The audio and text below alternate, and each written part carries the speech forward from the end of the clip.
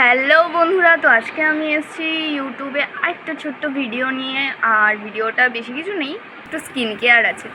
Actually আমি skin কেয়ারের নামে কিছু পারি না, কিন্তু যেই হারে আমার মুখে পিম্পলস বাড়ছে, পিগমেন্টেশন বাড়ছে, তার জন্য আমার মনে হলো যে স্কিন কেয়ার করাটা খুবই দরকার। আজকে আমি হলুদ একটুখানি ব্রাউন করে আর তার সাথে দই মিক্সড করে মুখে লাগিয়ে নিয়েছি। তারপর রয়েছে চুল। হ্যাঁ, ঠিক ভেবেছো, প্রচুর চুল উঠছে। দুদিন পর আমি গঞ্জি হয়ে যাব।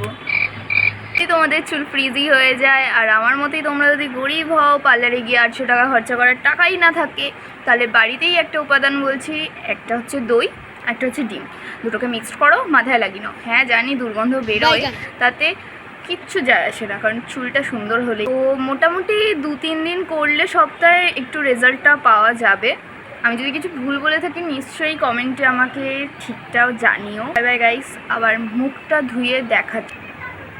তো আমার মুখ ধোয়া কমপ্লিট গাইস, এখন আমি যাচ্ছি চান করতে। তো আমি জানি না আমি মুখের কি অবস্থা হয়েছে, বাট একটু গ্লো করছে।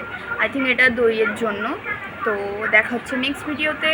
টাটা, সবাই ভালো থেকো, সাবধানে থেকো।